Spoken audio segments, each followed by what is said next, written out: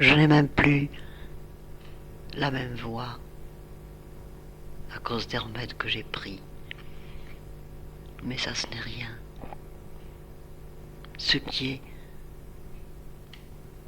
si pénible, si douloureux pour moi, c'est d'avoir perdu leur voix doublement. J'ai enregistré beaucoup de choses et je ne les ai plus. J'avais la voix de maman. Maman me racontant une visite qu'elle avait faite avec papa dans un mas au-delà de Corbert, le mas de Loris, je crois. Ils étaient partis en cabriolet. Il faisait froid. C'était un hiver. Il n'avait pu partir que le soir, mon père travaillant toute la journée. Il s'est arrivé dans ce mas où là s'attendaient les parents qu'ils avaient invités, qui avaient fait fête pour eux. Il y avait beaucoup de choses près du feu et sur les fougous. Les fougous, c'est sur la braise, comme on faisait autrefois, on n'avait pas le gaz. Et maman s'émerveillait de tous ces pots qui étaient là, et elle demandait. Alors on lui expliquait. Il y avait un toupie dans lequel il y avait ce qu'on appelait des ospines de porc, mais préparées d'une façon différente que d'habitude. On les gardait exprès pour... il y avait d'autres choses aussi, je ne me rappelle pas bien. Elle racontait ça d'une manière savoureuse. Mais on m'a présenté un tas de gens. Il dit, oh, j'ai oublié les noms au fur et à mesure qu'on me les disait. Elle me racontait ça en catalan. Il y avait des passages en français, puis elle revenait au catalan, plus expressif. Elle m'a raconté le retour. Quand elle se blottissait contre papa, parce qu'il faisait très froid, il était 11 heures du soir, nous n'avions pas de manteau à ce moment-là. On portait un châle. Alors je me blottissais contre ton père, qui avait un par-dessus chaud. Je me mettais tout près de lui, comme ça, pour me réchauffer dans son par-dessus. Et près de lui. Elle racontait ça si joliment, maman. Et puis, il y avait aussi une chanson qu'elle avait chantée, une chanson ancienne. Léon aussi avait chanté ce jour-là. J'avais enregistré les deux voix. Puis il y avait d'autres conversations avec maman. Et puis Léon aussi avait raconté toute sa carrière au magnétophone. C'était intéressant, je ne l'ai pas noté. Je l'avais sur cette bande magnétique, je croyais que je l'avais. Et encore, une autre fois, d'autres fois, il a parlé aussi. Et j'avais tout de même, j'avais retrouvé, il y a environ 5 semaines, une bande magnétique où encore, il y avait quelques mots de maman, les seuls mots que j'avais d'elle, les seules intonations de sa voix qui me restaient.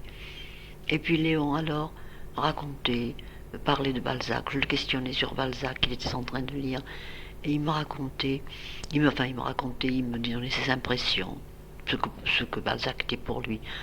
C'était avant sa maladie, tout cela. Et maintenant, je ne retrouve plus cette bande. Pourquoi? Mais pourquoi? Comme celle de Joseph. Tout ce que j'avais enregistré de Joseph. Le mystère de Saint-Père Orséol. Quand je n'ai voulu le réentendre, il était inaudible. Maintenant, il paraît. On m'a apporté la bande, mais je n'ai pas encore pu l'entendre. Il paraît que c'est bien, ça m'étonne, parce que c'était vraiment inaudible. Je sais pas ce qu'ils ont fait à Barcelone. Et c'était merveilleux. C'était Joseph faisant toutes les voix, faisant tous les acteurs, jouant le mystère de Saint-Père Orséol. J'étais allé le recueillir en 2 après-midi. C'était au mois de novembre. Il est mort en janvier. Après avoir recueilli le mystère de Saint-Père Orséol, je l'ai photographié. C'est la photo qu'on a mise sur le disque. On voyait qu'il était fatigué. Ça se voit sur la photo. Il était dans un fauteuil d'osier, sur sa petite terrasse. Le magnétophone était posé en bas par terre. On ne le voit pas sur le magnétophone, sur la photo reproduite, mais moi je l'ai avec. Je venais juste enregistrer. Il nous avait fallu 2 après-midi pour le faire. Il avait été très content. Puis on s'est réunis ici, avec des amis. Il a écouté. Il était heureux. C'était tellement bien. Et alors il m'avait promis de me lire un choix de ses poèmes. Un choix avec une explication pour dire comment il avait composé le poème, quand, les circonstances. Et il m'avait dit, tu attendras parce que maintenant je fais ranger mon dentier. Et alors au début, on ne parle pas bien. Nous ferons ça au mois de février. Il est mort le 25 janvier. Cependant, j'ai quelques poèmes. J'ai La Brume dans le coucoute, c'est la première chose qu'André avait enregistrée il y a plusieurs années. André avait juste le premier magnétophone. Il y a de cela longtemps, plusieurs années. Et puis, Jean Coromine lui avait écrit pour lui demander des poésies. Et il m'avait dit, il ne voulait pas d'abord. Il m'a dit, tiens, regarde. Oh ben, je lui ai dit, mais c'est facile, j'ai le magnétophone, je viendrai prendre. Je viendrai le prendre. Oh, il m'a dit, tu crois? Je dis, oui, mais oui, il faut le faire. Oui, c'était tout de même, laisser faire une douce violence. J'étais allée, il m'avait lu 2 poésies, puis il avait dit, ça suffit. Il m'a dit, maintenant, c'est toi qui vas en dire. Il ne voulait pas en dire davantage. Je les ai envoyées, celles-là sont enregistrées, j'espère que c'est bon. En tout cas, je les ai. Celles-là sont bonnes. Donc j'ai 3 poésies de lui qui sont bonnes. Et puis alors j'ai la bande des poésies de Garcès. Ça se passait dans le bureau de Joseph. Il était allongé sur son divan. Il s'allongeait beaucoup sur son divan cette dernière année. Maintenant, j'y repense après coup. Et j'avais demandé à Thomas Garcès de nous lire des poésies et à Joseph de faire quelques réflexions, ce qu'il fit. Entre chaque poème de Garcès, il donne son mot, son appréciation, quelques mots. Comme ça, c'est impromptu, c'était bon enfant, c'était... Et puis alors, il a vu que c'était bien, et tout ça l'a décidé, d'abord, l'a décidé à me dire ensemble à lire tout le mystère de Saint-Père Orséoul. En somme, la décision, il a dû la prendre à peu près là, parce qu'il a vu que c'était intéressant, et puis le reste. Mais tout ça, enfin, il y en a des choses que j'ai, donc, mais il y a beaucoup de choses effacées. Choses curieuses. Tous les bandes magnétiques où il y avait de la musique ne se sont pas effacées. Pourquoi? Alors, est-ce que tous étaient enfermés dans des boîtes en fer? Malheureusement, à un certain moment, on a changé un petit meuble qui était dans ma chambre, et ce petit meuble, on l'a porté au cabinet de toilette. Je crois que c'est la salle de bain qui est cause de tout. Je suppose, c'était dans une boîte en fer et dans un tiroir bien fermé. Il y a dû y avoir quand même un peu de buée quand on prenait des douches. Je pense que c'est ça, je ne sais pas. Mais pourquoi les bandes magnétiques où il y avait la musique sont parfaites? Alors maintenant, pourquoi cet enregistrement auquel je tenais tant, où j'avais la voix de maman et de Léon, les seuls où j'avais la voix de maman et de Léon, pourquoi est-ce perdu? J'ai cherché partout, j'ai fouillé dans tous les meubles de la maison.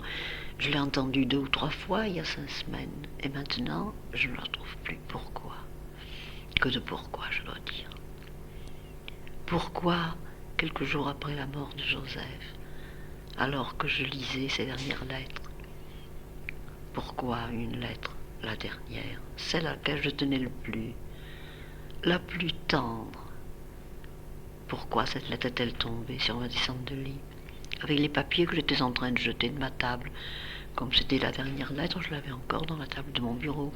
J'avais fait un choix et je l'avais posée sur le traversin. Je ne l'ai pas vue tomber. Elle est tombée avec tous les papiers qui étaient par terre. J'avais un poêle qui flambait dans la pièce à côté, dans le petit salon. Je suis allée jeter tous les papiers à la fois. Je n'ai rien regardé, j'avais fait mon choix. Quand je suis revenue, la lettre n'était pas sur le traversin. Donc, elle était tombée et moi-même, je l'avais brûlée. Ça a été un déchirement. Il était parti, c'était encore quelque chose de plus qui partait. Et comme ça, tout m'a été demandé. Un sacrifice constant, un dépouillement de tout, je le sens. Ce détachement de tout qui m'est demandé, même d'une lettre de mon frère, même de la voix de maman, même de la voix de Léon. c'est quand même beaucoup. Regarde, hier j'étais seule, la journée était triste, une pluie inlassable. J'étais toute seule et je n'avais pas de livre, enfin j'en avais, mais pas de livre que je n'ai lu. Et je n'avais pas envie, j'étais fatiguée, je n'avais pas envie de travailler. Puis ça m'est difficile, j'ai tellement mal au dos quand j'écris. Alors j'avais envie de reprendre ces magnétophones, d'entendre les voix de ce que j'aimais, de ce que j'aime. Et voilà, je n'ai pas pu. Oui, c'est très pénible. Je me demande pourquoi, ce pourquoi. Pourquoi? Pour plus de détachement? Je sais bien, je la retrouverai. J'ai 70 ans, mais j'ai peur de devenir vieille. Maman est partie très vieille. Mon Dieu, j'ai peur de faire comme elle. Je sais bien, moi je suis malade, elle ne l'était pas, mais j'ai pas une maladie. J'appelle la mort très vite. C'est une maladie pour souffrir, c'est beaucoup de choses. Évidemment, l'artérite, évidemment, les hernies à l'estomac, hernie inguinale, tout ça, ça fait pas mourir. Pas du tout. La colonne vertébrale, complètement fichue, je peux dire. Ça fait pas mourir, ça fait mal. C'est douloureux. Peut-être je marcherai comme l'a fait Carabosse bientôt. C'est pas ça qui me fera mourir. Alors quoi? Le rhumatisme, encore moins. C'est un signe de longévité. Au fond, je suis très résistante. Je suis une grande malade. J'ai 36 maladies. Mais j'étais très anémiée. J'avais pas assez de globules rouges. J'avais trop de globules blancs. Mon fils me soigne admirablement. Tout va bien maintenant. Ça va. Je reprends. Alors quoi? Je vais devenir très vieille. Ça me fait peur. Et c'est ça aussi que je dois accepter. Ah mon Dieu, que je dois en accepter de choses. C'est lourd quelquefois. Et pourtant, il le faut. Et pourtant, quand il y a l'épreuve, il y a la grâce. Et cela, je le sais. Et voilà que j'ai fait mes confidences au magnétophone. Au magnétophone,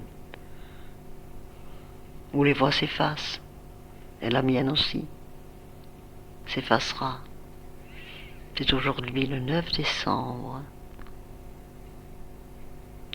Et je n'ai pas mentionné quand même une joie, une surprise. Je dis que toutes les bandes se sont effacées. Non, j'ai été très étonnée. J'avais une bande où je croyais qu'il n'y avait rien. Je l'ai fait passer. Et sur un petit morceau, il y avait une bribe, enfin, une conversation où j'ai la voix d'Yvonne, mon amie, ma sœur, je peux dire, et Joséphine, ma cousine, que j'ai perdue il y a 3 ans, et qui me manque beaucoup. Cette présence, sa présence était si familière. À tout bout de champ, elle arrivait là, que j'aimerais maintenant la voir arriver là. Et ce jour-là, Yvonne allait partir. Je lui ai dit nous devrions évoquer des souvenirs du couvent, des souvenirs de Port-Bou.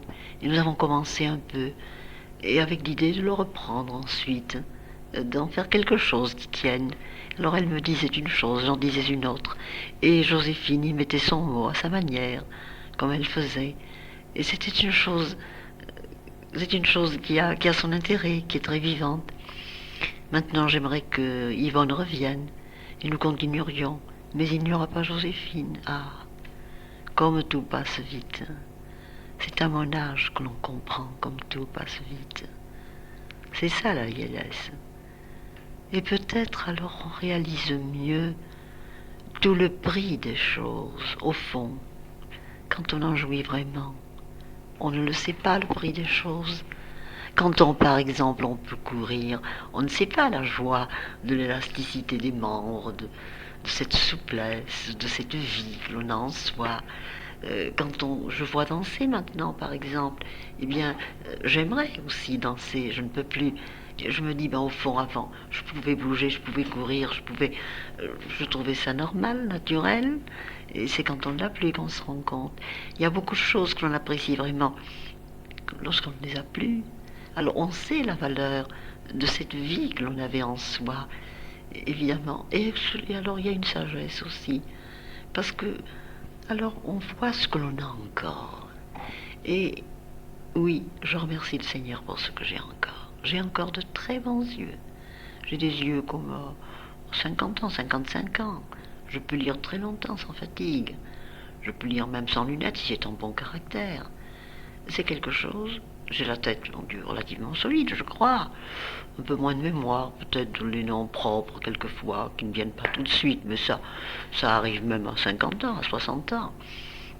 Alors tout de même, il y a des choses qui sont que je peux faire quelques pas, j'en fais très peu. Je ne peux faire que quelques pas, mais je l'ai fait, c'est énorme. Ne pas avoir besoin des autres, c'est énorme. Dehors, bien sûr, je ne m'aventurerai pas à sortir sans canne maintenant. Je suis une vieille dame, c'est amusant, mais je suis une vieille dame, je prends 2 cannes. Et comme ça, c'est très bien. Mais puis, je peux conduire l'auto, j'ai fait arranger mon siège. Et je ne vais pas loin, ça me fatiguerait. Mais enfin, je peux aller voir une amie, je peux aller à Saint-Michel, je peux aller à Corvère. Et c'est énorme. Je peux aller jusqu'à l'auto, prendre l'auto, me déplacer, marcher un petit peu, faire une 50aine de pas. Mais c'est merveilleux. Alors là, je l'apprécie. Je l'apprécie justement parce que je me dis, bah, si tu étais dans ton lit cloué comme tant sont cloués dans leur lit, au fond, je me plains pas. De ma maladie, je me plains pas. De ma solitude, non, je ne me plains pas. Mais j'ai le regret de ceux qui sont partis. Oh, on ne les aime jamais assez. Le regret de ne pas les avoir assez aimés, de ne pas toujours les avoir compris. Nous ne savons pas, nous ne savons pas. Nous ne connaissons vraiment les êtres, je crois, que lorsque nous ne les avons plus. Joseph, je ne l'ai vraiment connu que lorsque j'ai lu les lettres. Un paquet de lettres trouvées par hasard au mois de mars.